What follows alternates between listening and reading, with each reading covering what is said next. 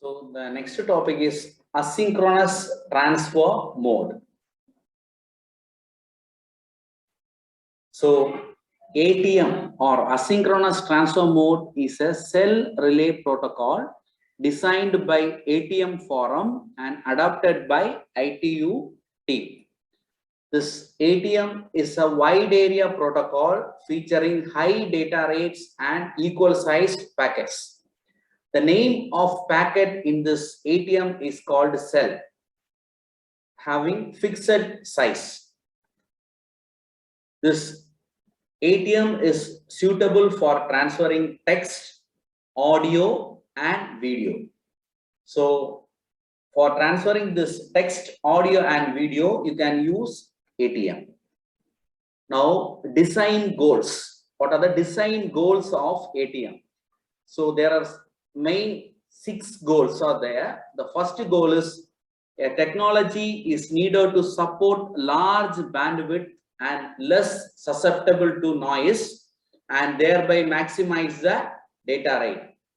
So the new system or this ATM, it has to support large bandwidth and it should be less susceptible to noise. Okay, so the SONET, it is mainly used to support large bandwidth. So the physical layer of the ATM is nothing but the SONET. Next, this system must interface the existing system and provide wide area connectivity between them without lowering their effectiveness or requiring their replacement. The new system, what we are going to implement, it should interface all the interface means it is able to connect all the existing systems and it must provide wide area connectivity. Okay, the connectivity should be for wide area and it should not lower the effectiveness or it should not make some equipments to be replaced. Okay, this is the second goal. The third goal is the design should be implemented with less cost. Okay, the design should be implemented with less cost, then only this ATM will be the backbone for international communication. And the new system must be able to work with the supporting and existing telecommunication systems. Okay, it should work with the and it should support the existing telecommunication systems. Next one is the new system must be connection oriented. So why connection oriented means in connection oriented services, the delivery can be predictable and accurate. And the sixth or last goal is many functions should be transferred to hardware and we have to eliminate software as far as possible. Why? Because to increase the speed of the system, we have to convert everything from software to hardware. Now, frame networks. So we have already studied frame networks. Actually, this ATM, it works with the cell networks. So before going into the cell network, I will explain what is frame network. In frame network, this frame network will handle the frames of different sizes coming from different networks. Okay, so when this different size frames are multiplexed to the through the multiplexer, there it will create unfair delay. So when you check this diagram, here you are having two lines. One is line 1 and next one is line 2. These two are multiplexed. The line 1 is having a frame X, it is having very large size, and the line 2, it is having frame having small size. You assume that the line 2 is carrying multimedia data or some video or audio, and X is at ordinary data, conventional data. Now, since the size of the X is too large, it will take too much of time to send the multiplexer will take too much of time. After serving this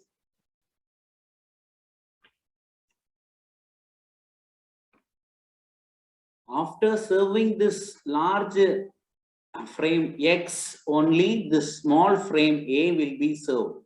So it creates an unequal delay. So this difference in frame size, it will create an unfair delay. Similarly, the mixing the audio and video frames with the conventional data frame creates unacceptable delay. Okay, so this audio and video frames, they need a real-time transmission. Okay, so if there is any delay that is occurring, it will affect the quality of the video. So this frame delay network is having on disadvantage due to the unequal sized frames. Serving the unequal sized frame, there will be delay. So in order to overcome that, we are going for cell networks. Okay, so what is cell? A cell is a small data unit of fixed size.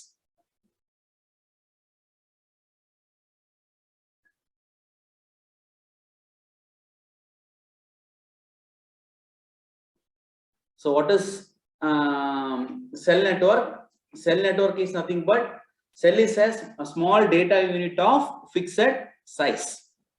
So in cell network, all data are loaded into identical cells that can be transmitted with a complete predictability and uniformity.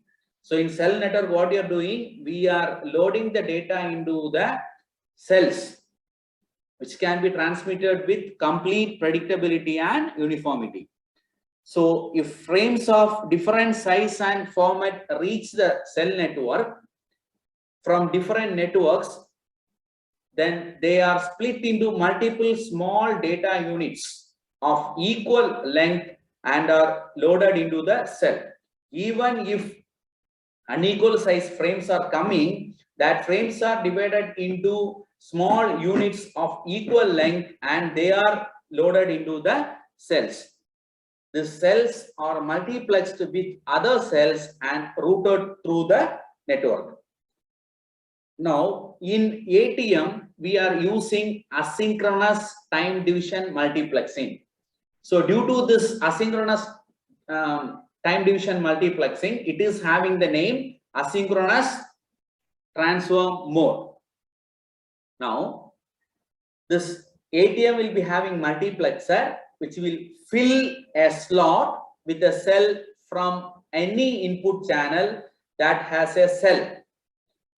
The slot is empty if none of the channel has cell to send. So actually what the ATM multiplexer will do, it will fill a particular slot with a cell from any input channel that has a cell.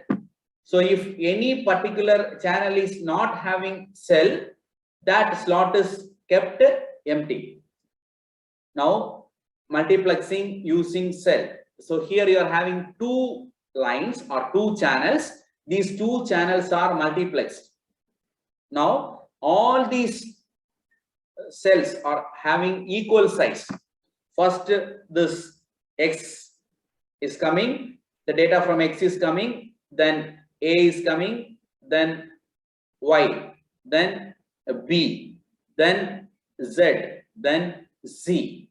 So in this way the cells are multiplexed. Okay, this is asynchronous time division multiplexing. This is a technique used in ATM. Where this technique is used? This technique is used in ATM. So next, ATM multiplexing. Here you are having three channels. How many channels? Three channels. Channel 1, 2 and 3. So during the first clock, the channel 1 is having data to send, but 2 is having empty slot, 3 is having data to send. So during the first clock, what this multiplexer will do is, first it will place this data A1 and it will check the line 2, but in line 2 it is not having any data to send, but here is empty slot. So what it will do means it will send this C1. It will send C1. Then again it will come to channel 1. Channel 1, the data is A2. So A2 will be sent. So next in channel 2, B1 is there, B1 is sent. Next C2 is there in channel 3. So next C2 is sent. Next, again it is coming to channel 1. In channel 1, A3. So A3 is placed, then B2 is placed, then C3 is placed. After all the cells are placed in the output, the slots are kept empty. So at the first tick of the clock, channel 2 is having no cell. So the multiplexer will fill the data C1 from the third channel. Okay. So when all the cells from the channel are multiplexed, here now all the cells are multiplexed. The output slots are empty. Okay. Once all the cells from the channel are multiplexed, the output slots are empty. So next one is architecture of ATM. Next one is architecture of ATM. So here the endpoints are connected to the switch by UNI, and the switches are connected to each other by NNI. UNI is user to network interface, and NNI is network to network interface.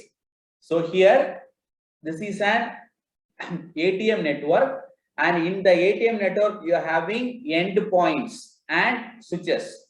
This endpoint is connected to the switch by user to network interface, and that switches, they are connected among each other by network to network interface. Now ATM is a cell switched network because it is carrying cell having a size of 53 bytes. The endpoints are connected to switches through user to network interface, and switches are connected through user to user interface. Now virtual connection. So in ATM there are 3 types of connection. First one is transmission path, and the bigger one, this is transmission path, and this pink color one, it is virtual path, and this is virtual circuit. Okay, the transmission path will have many virtual path, and this virtual path, each virtual path will be having many virtual circuits. Okay, that is 3-layer hierarchy. First transmission path, then virtual path, then virtual circuit. What is virtual path? Actually, the connection between 2 endpoints, it is accomplished through transmission path, virtual path, and virtual circuit. 2 endpoints, it can be connected by means of a transmission path, virtual path, and virtual circuit. First, what is transmission path? It is a connection between an endpoint and a switch. What is transmission path? It is a connection between endpoint and a switch, or between 2 switches. This transmission path is divided into many virtual paths. Now, virtual path. A virtual path provides a connection or a set of connection between switches. What is virtual path? A virtual path provides a connection or set of connection between the switches. Next, virtual circuit. A virtual circuit is nothing but a logical circuit made between. Okay, it is a logical circuit made between. So there is a small spelling mistake. This is MADE. Okay, it is a logical circuit made between a sender and a receiver. All cells belonging to a single message follow the same virtual circuit. Okay, all the cells that belong to a single message that follow the same virtual circuit and remain in their original order until they reach the destination. So while reaching the destination also, the order will be same. Okay, the cells that belonging to the single message follow the same virtual circuit. Next one, transmission path, virtual path, and virtual circuit. A comparison. Okay, transmission path, it is nothing but a physical connection between an endpoint and a switch, or between switches. The analogy is, this transmission path can be considered as a set of all highways that directly connect to 2 cities. You can consider all highways that directly connect two cities. Now, next one is virtual path. This virtual path provides connection between two switches. Then the analogy is a highway that connects two cities. Okay. Then the virtual circuits. Virtual circuits logically connect 2 points. It is analogous to the lines of the highway. In highway, we are having many lanes. Okay. These virtual circuit are equal to the line, and virtual path are equal to the highways, and transmission path is nothing but a set of all highways. Okay. Next one, example of virtual path and virtual circuit. So here you are having 8 end system, 1, 2, 3, 4, 5, 6, 7, 8. These 8 end system are connected by 4 VCs. These two are having 1 VC, these two having 1 VC, these two having 1 VC, and these two having 1 VC. Now, these two VC, they occupy the same VP, virtual path, from switch 1 to switch 3. So these two are bundled together. These two virtual circuits are bundled together to this VP. Similarly, these two and these two virtual circuits are bundled together to one VP. What is VP? VP is virtual path, and virtual path will be having many virtual circuit, and these virtual paths are combined to form transmission path. So identifiers. In ATM, there are 2 types of identifiers used. One is virtual path identifier, and next one is virtual circuit identifier. So this virtual path identifier defines the specific virtual path.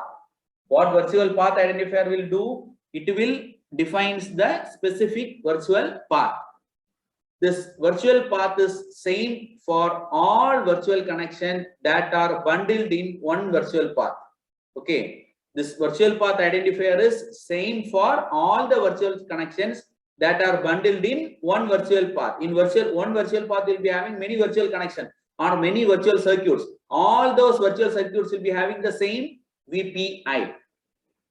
Then the length of the virtual path identifier in user to network interface is 8-bit, and the length of virtual path identifier in network to network interface is 12-bit. Next one is virtual circuit identifier. This virtual circuit identifier defines the particular virtual circuit inside the virtual path. The virtual path identifier will define the virtual path, and this virtual circuit identifier will defines a virtual circuit. The length of the virtual circuit is 16-bit for both NNI and UNI. The length of virtual circuit identifier is 16-bit for both NNI and UNI.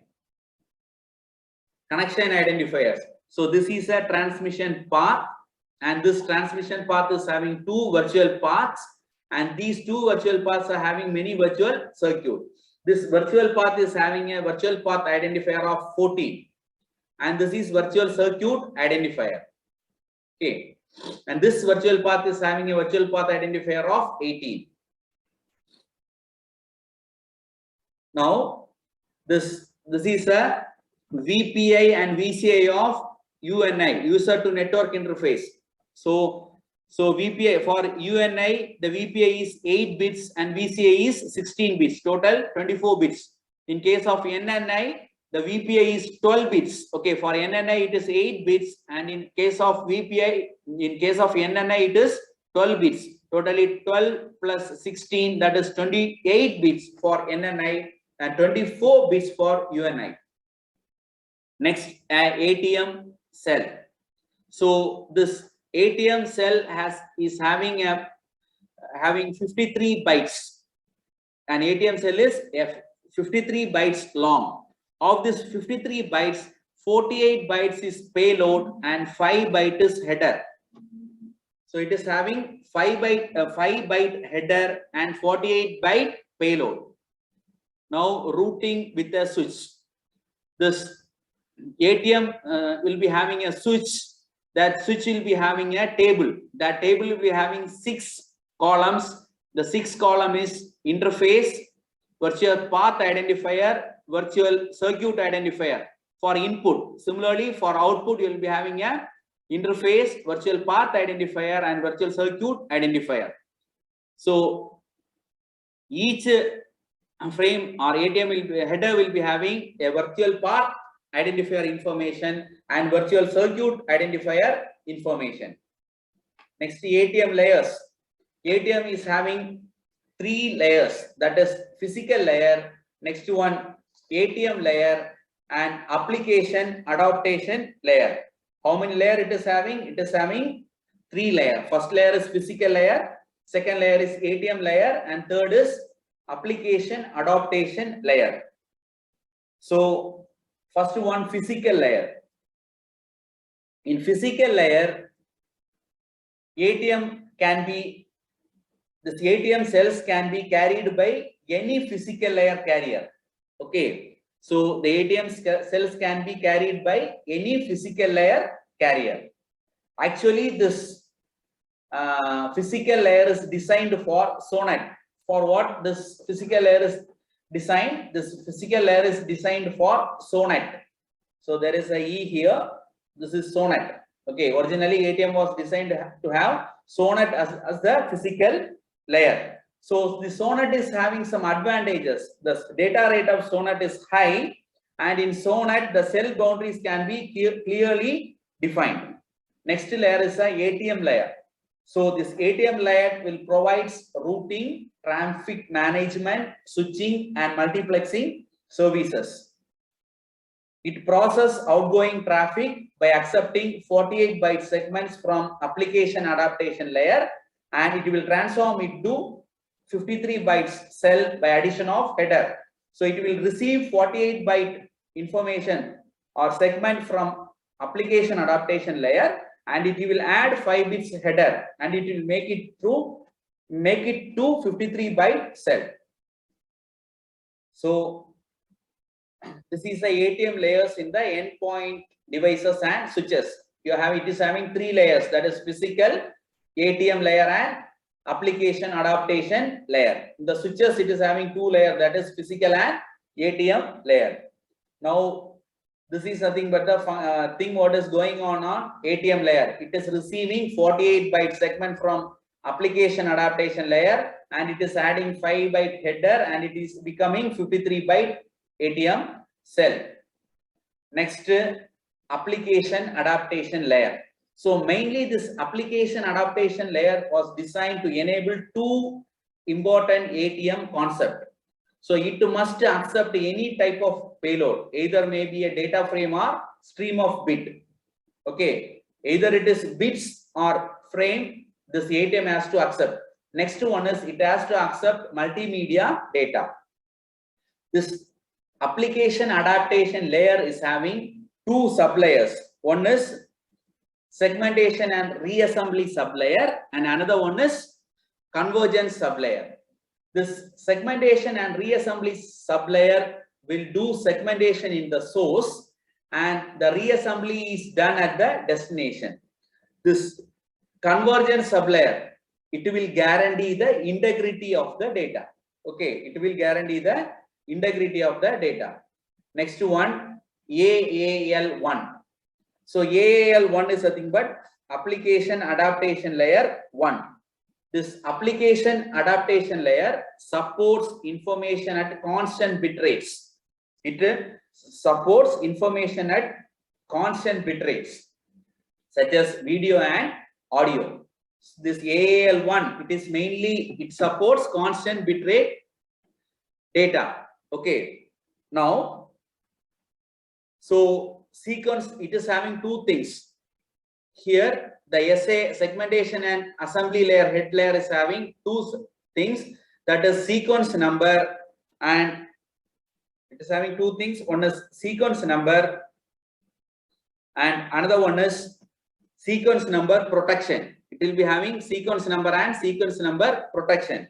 So the sequence number is a 4-bit field which defines the sequence number of the or sequence number. Okay, so what is the sequence number field will do? It will defines a sequence number to the order of bits. So here totally how many bits it is having? It is having 4 bit. The first bit is used for timing. What is the use of first bit? The first bit is used for timing and the remaining 3 bits for sequencing. So sequencing number bit is a 4-bit field and it will give the sequence number, and the first bit of it is used for timing and all the other 3 bits used for sequencing. Next one is sequence number protection. So this is sequence number protection. SNP is sequence number protection. It is a 4-bit field that protects the first field. What is the first field? First field is a sequence number field. Okay, it will protect this. Sequence number protection field will protect the sequence number field. The first 3 bits, here also you are having 4 bits. The first 3 bits automatically corrects the sequence number field, and the last 1 bit it is used to it is a parity bit. The last 1 bit is a parity bit and it is used for error correction.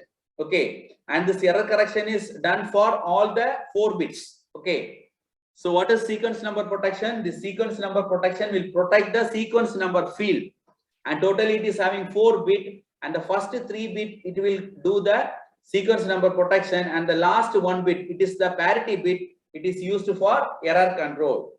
Okay, so when you see this diagram in AA1, what it is doing is it is receiving 47 bytes segments from convergence sublayer, and the segmentation and reassembly sublayer is adding 1 byte header.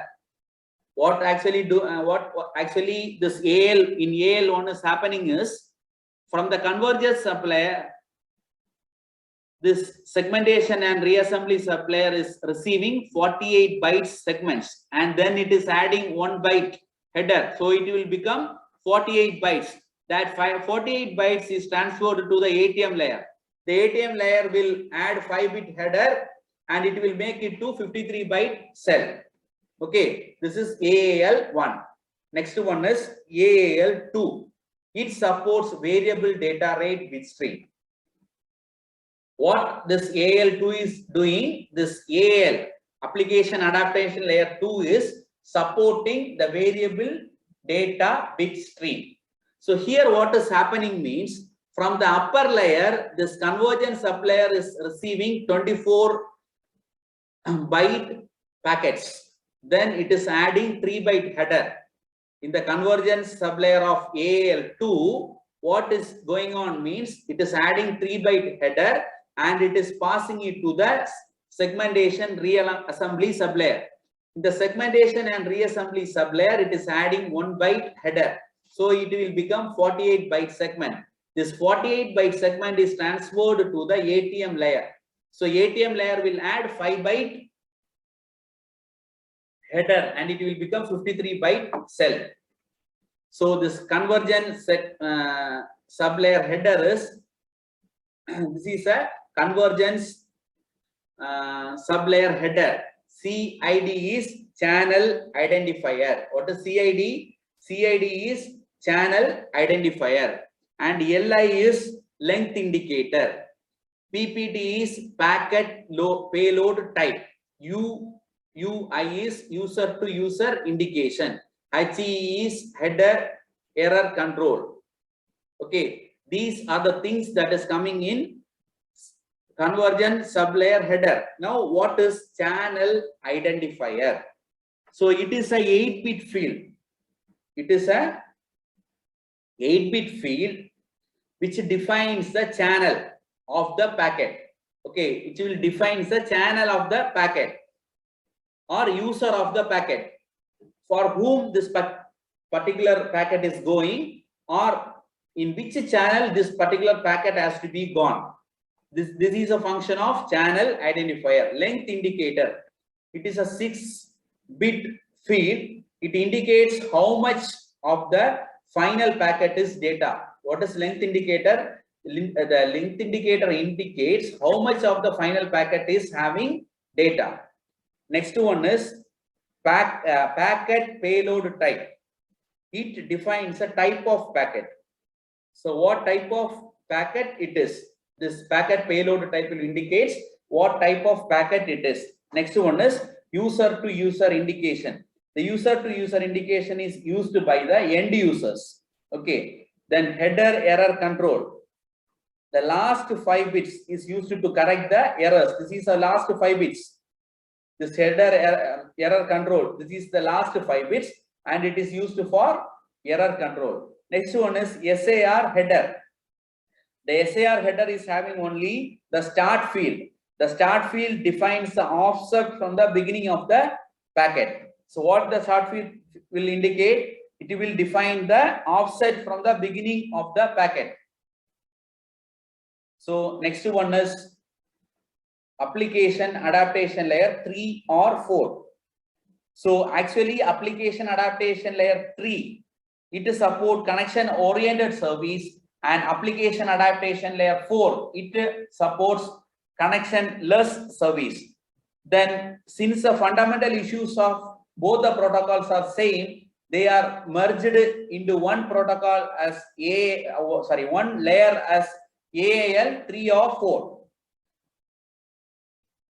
So this AAL 3 or 4, it provides comprehensive sequencing and error control mechanism. So data packets are received from the upper layer, and here header, padding and trailer is added in the convergence sublayer. In convergence sublayer of AAL 3 or 4, what is done? Data is received from the upper layer and header, trailer and padding. Data padding is done. Then it is passed to the segmentation and reassembly sublayer. In the segmentation and reassembly sublayer, header and trailers are added and it is again passed to the ATM layer. In the ATM layer, 5-bit header is added and ATM cell is formed. Now first we are going to see the common part identifier. This common part identifier defines the subsequent, how the subsequent field has to be interpreted. What is common part identifier? The common part identifier defines how the subsequent fields should be interpreted.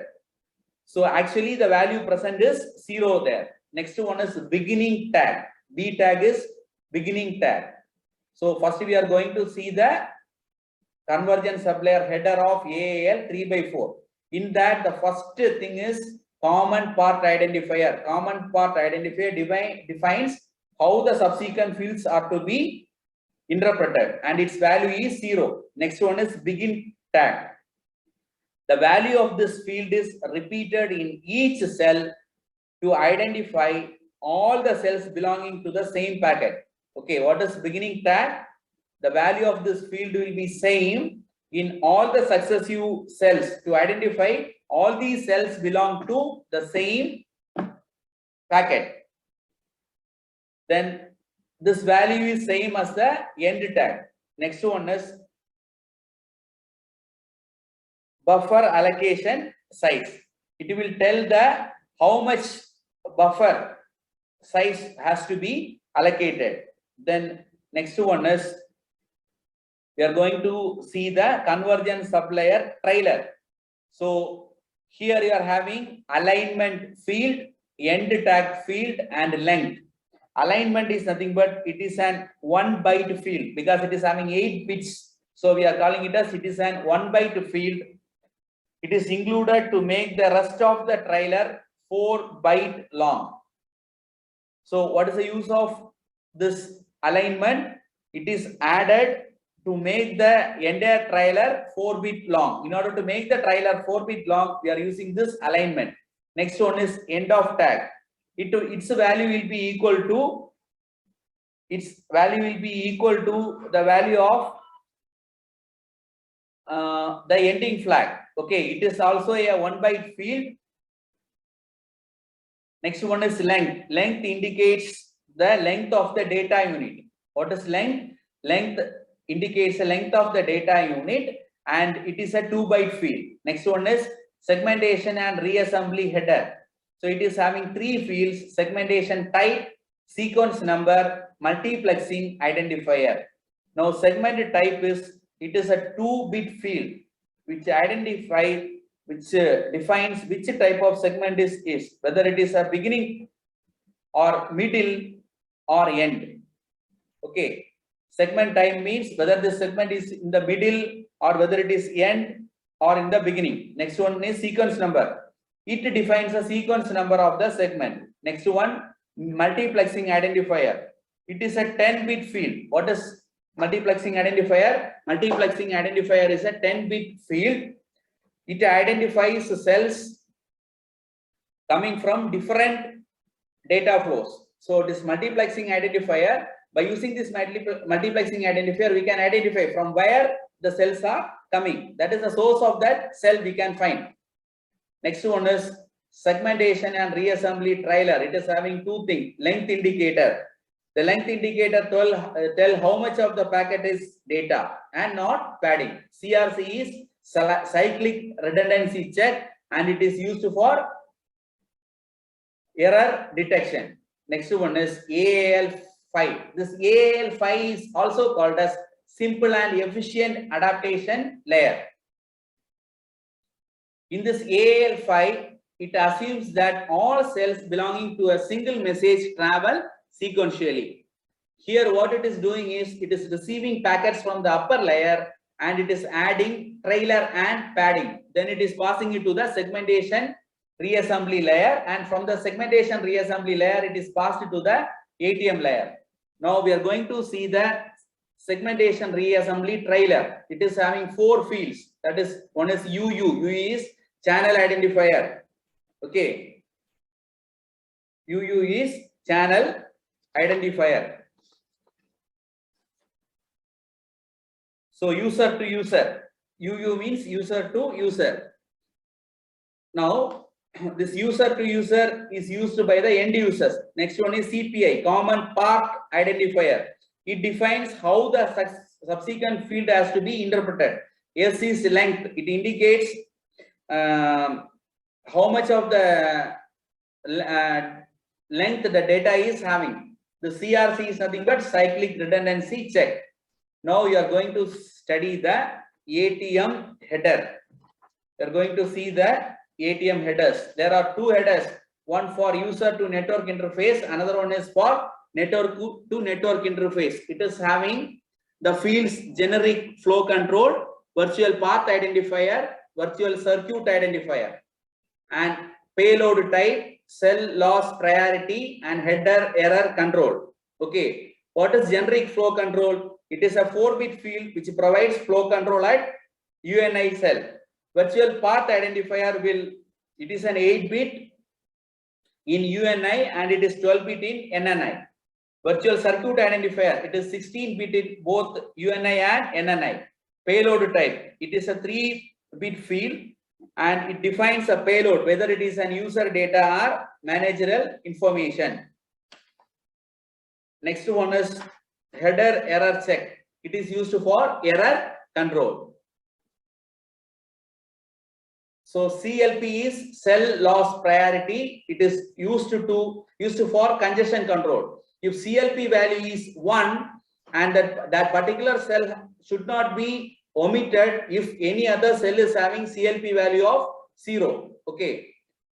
And this HEC is used for, that is header error control, and it is used for controlling and detecting the error.